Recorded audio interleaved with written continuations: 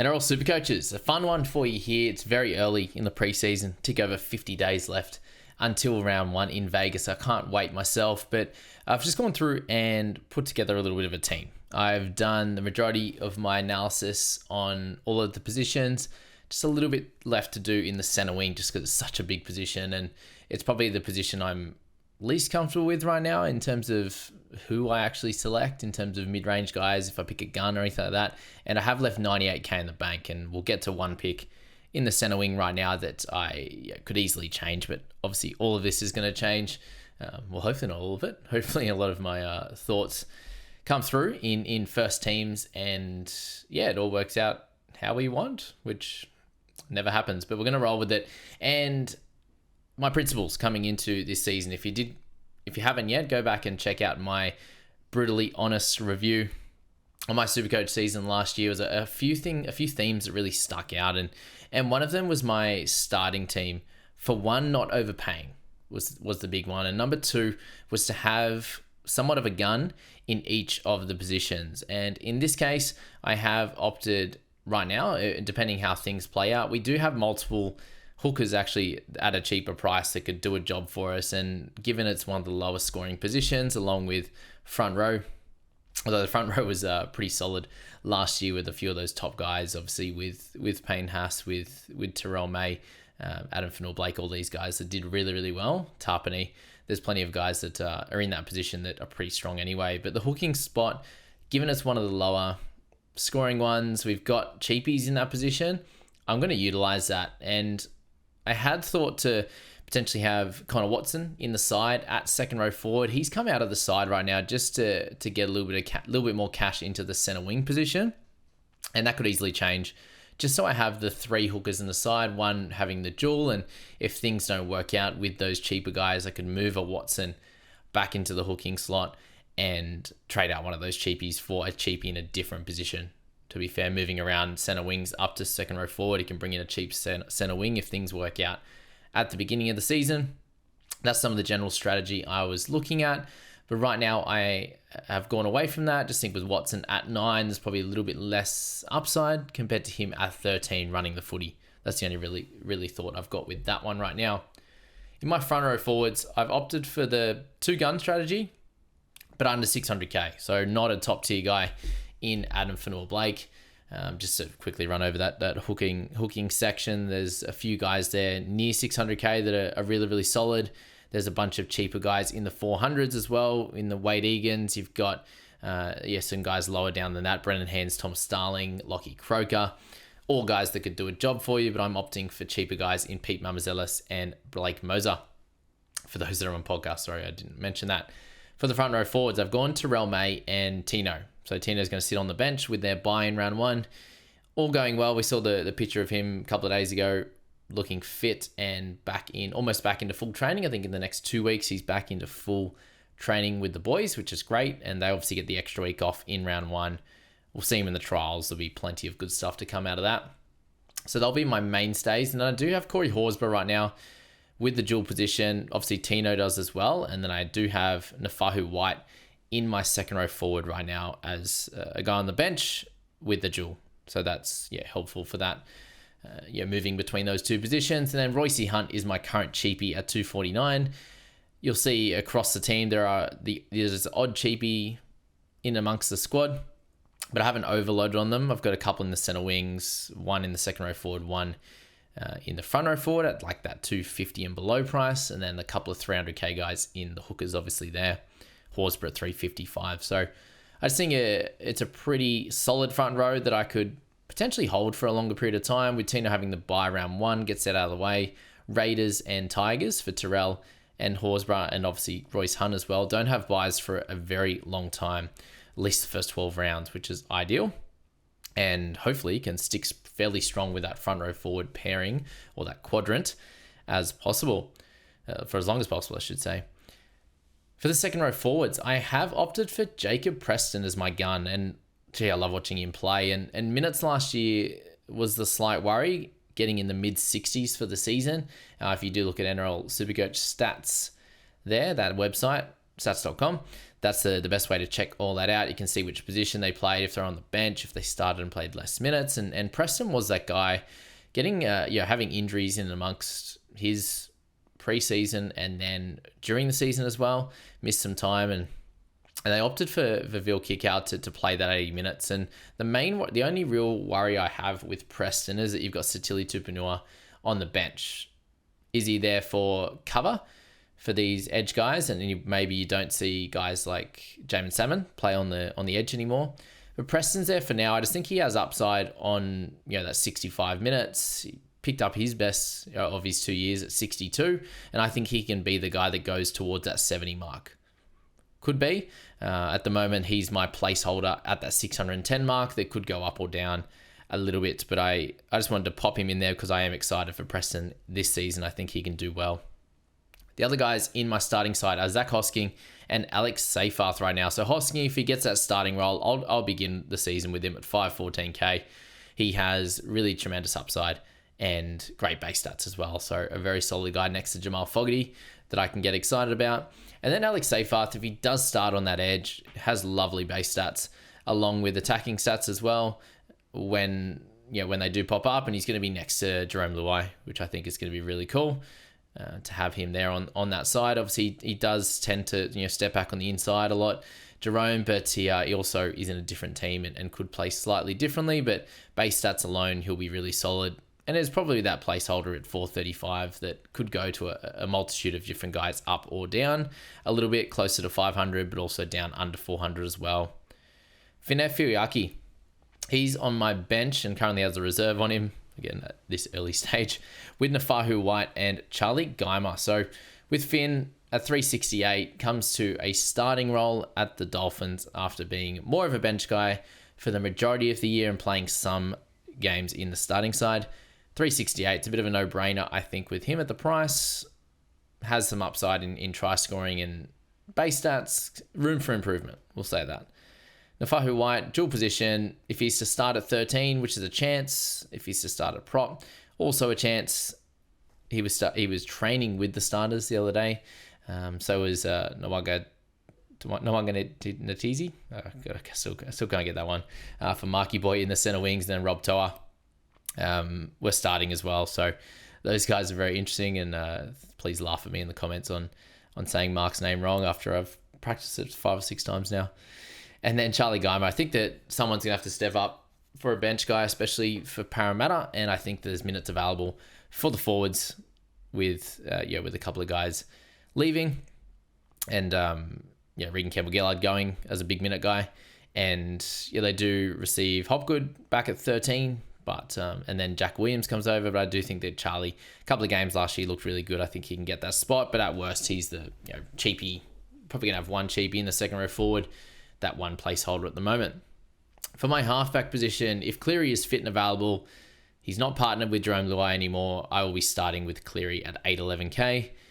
Rather than starting with Hines, I do like the Nico Hines pick as well at that reasonable, much more reasonable price than last year, up near $1 million for him and Cleary there at 735. But just rolling with Nath right now at 811. If he's not there, that I can drop down to a Hines or even lower than that and muck around with things like Jerome Luai and Moses and these types of players in that half position. But Sandon Smith is the one that joins him at the moment at 237 with the dual. He's just feel like he has to be in your side at somewhere, whether it's hooker or halfback. Both work well, and it could be a play. If things move around, Sandon could move up. If Moser wasn't to start, if it's just the bench guy at 312, we could probably wait on Blake until he was to start before you brought him in. 5/8 position, I've spent up a little bit without overloading. So when I spoke about the overloading last year, you're going like Dylan Brown at his peak price, going Cleary and Hines at their peak prices. You see here, I haven't gone for a peak sort of Jacob Preston. He's got some room to move. In my center wings, you'll see the same as well. It's probably only the fullback slot where they're not egregious. They're not well into the 900s like a Tedesco at 925. It's I think with that, if you're not overpaying for certain positions, just to lock in those points, I think you can spread it around a little bit more, and that was the correct strategy last year and has been for years now. in that starting side, and then building up to the top tier guys once they're in form. The 5'8" position, I really like Burton. So the Burton-Preston combo, obviously on the other side of the field, but I really like the trajectory of the Dogs and what Burton can do this year. Been very, very similar the last couple of years in terms of his point scoring, but I do think he has room to move with the goal kicking in a good team. So Burton is my starter right now, but that is obviously subject to change. And then Jerome Luai at 5'82". If things were to change in this 5'8" slot, it's probably Luke Metcalf down there at 440 odd, or whatever it is for Metcalf. He's a guy that I did actually start with last year at about 450k, and he's at 443 this year. So very, very similar. He basically took the goal kicking in those first couple of games, which is great. Got some attacking stats, and then obviously got injured. So I was actually lucky enough to sell him or sell Dylan Brown. I did sell Luke at the right time, but he would be the next guy to come in at 443. And you've got Adam Dewey in there as well, which I'd probably prefer to play in the center wing if you're going for him. But guys, following this video, you'll start to see me go through each and every position. So we're going to go through hooker. I've got a big document together highlighting their pros, their cons, their upside, their downside risk, and giving a verdict and rating out of 10. So we'll go through hooker first, and I think potentially the fullback. We might either go top to bottom or bottom to top with fullback up. We'll see how we go. But Luai, on the other hand, with the dual position, I think is helpful and goes to a team where it's his team. And then second fiddle is going to be Galvin, which we know that he can make something out of nothing, which is great. And Luai is going to control his side. And if the team starts to play fairly well, then that 582 is going to be a steal, because we saw what he did on his own running that Panther show with a mixture of other guys on his right there in that one. All right. That's the one that's obviously subject to change there. Like 582, he's not going to destroy a season. If he happens to work out well, you can grab him in a halfback or 5'8" slot, but has upside. And then our center wings, I've gone for Ruben Garrick as my highest price guy at the moment. I did a deep dive into all the expensive guys so far. I think I've gotten down past, what have I gotten down to? Sort of the 500k mark in my analysis so far. Yeah, got past Greg, got past Isaac Tungo, and Greg's actually the one that I've got in my sights, along with Campbell Grant I went through as well. Garrick at 680k. Out of all those guys, it just feels like with Holmes, Lomax, Herbie definitely, Kiraz, Dom Young, they all had their highest seasons in Supercoach, whereas Garrick, he's very, very consistent, and that's 3 years in a row about the same. And he had the 3 head knocks as well, and in a team that should be pretty solid. I've gone for him just to save a little bit of dough rather than going for Lomax and Holmes, so I can spend it a little bit elsewhere. Herbie is someone I'm pretty interested in as well, but Garrick is the one at the moment that I can only find his cons as being head knocks last year, and it's not something that he's been, I don't know, a regular proponent of, is getting those head knocks. But yeah, Garrick's the one at the moment.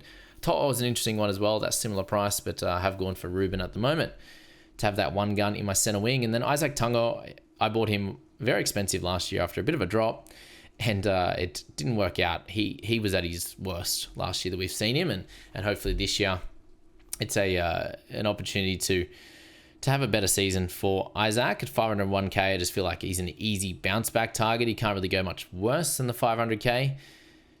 He only had the 2 really good scores at the beginning of the year, and he's had some really low ones, which I expect somewhere in the middle, and hopefully is at a minimum a 600k guy. Howarth is the one that I'm touch and go with at the moment. I do really like his progression. I like how he played in the back end of the season into the final series, and just like tries, to be fair, as to what kept him at a lower average and those shorter minute games at the beginning of the season. He could go to Mr. Marzu right now, so he's high on my list as well, with upside at a 513k price point. So that would give me 3 guys over 500k, one of them near the 700k mark, which I think is really solid at center wing this year. And then for the rest of the guys, Jack Bird's sitting there at 379. If he was to play in the 13 role, it's pretty much guaranteed if he doesn't get injured, he's going to be a 50 plus guy, which is great. And on my bench, it's probably one of these guys gets a spot, but there's going to be some space for cheapies throughout this season. And we've got Purdue, Rob Darby. So both those guys could get a spot. One could get the spot. We'll work it out as we go. But again, I've left the 100K available. Can muck around with Luai going down. There's a few things we can do at this stage. One of those two. And then Rob Toa, if he gets the spot, then he'll be in my side. And then for our fullbacks, we've got Isaiah Iongi as the other cheapie. So that gives me 4, 5, if we're looking at Smith, 6 for Geimer, and 7 for Hunt. So 7 guys under the 250K mark with 26 players available. It's 21 other players 300 and above, which seems pretty fair. 2 guys just to tick over 300, some 350s, 360s, 3 of them. So I think there's a decent little build up of players there in the squad, and I think that pretty much guaranteed to have sort of that 6, 7, 250K guys, to be fair, as we do normally throughout the year. And the other fullbacks, I've gone for Kalen Ponga, and I have in the flex position Latrell Mitchell right now. So don't worry about the flex position in terms of, I'm getting him because he's like a guy that I'm worried about with head knocks and stuff. At the beginning of the year, just think of it as 18 scoring positions, and it just drops out your lowest. So you're going to have guys that get a 10. You're going to have guys that get concussion, injuries, whatever it's going to be. That will happen, but just use it as a chance to get another halfback, get another 5/8, get another gun center wing, whatever you want to do. But those bigger positions like center wing, like second row forward, you probably just slot them in that position anyway, regardless. So people are worried about Garrick's concussions. You just slot him in center wing, and if he's the guy that gets concussed, then I'll be very sad, obviously, if I was to own him at the start. But it would just drop out. It doesn't matter where he is on the park. But Ponga and Latrell, I think those two have some obviously the highest upside, which is the big thing there. I've got Teddy, Turbo, Latrell, and Ponga having the highest upside in the position right now, and didn't want to pay up for Tedesco. And then it's really a decision between probably Tommy and Latrell. Both Latrell and Ponga have the goal kicking. Teddy and Turbo don't, so that's where I was looking at that. And Latrell, that month or so, obviously beginning of the year last year, and then that month or so before he got injured was absolutely tremendous, spectacular actually.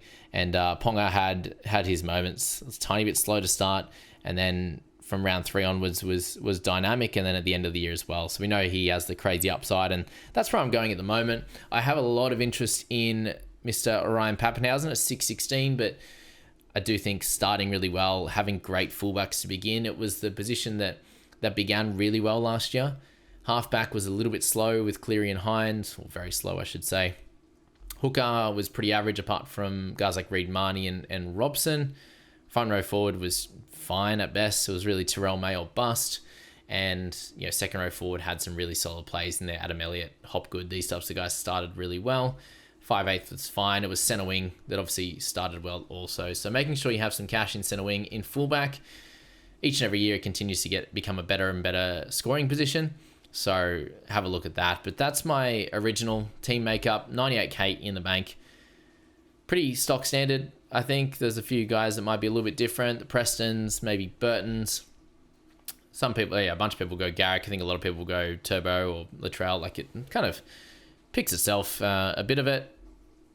Just really focusing on getting that one gun in each position, at least apart from Hooker, was the play at this point. If I was to get a gun in Hooker, I'd have to take away from a few other positions, and I just feel like putting that extra 300 odd, close to 300K into a little bit more of a center wing, a little bit more of a second row forward, potentially a little bit more in a 5/8 here, I think really helps the balance of the squad. Makes that much better to look at for sure. So we'll keep it there, guys. Super simple for this video. Let me know your thoughts. If there's certain players that you're targeting this year and are kind of non-negotiables, let me know in the comments. And can't wait to show you all of the positions and the analysis that I've done on them.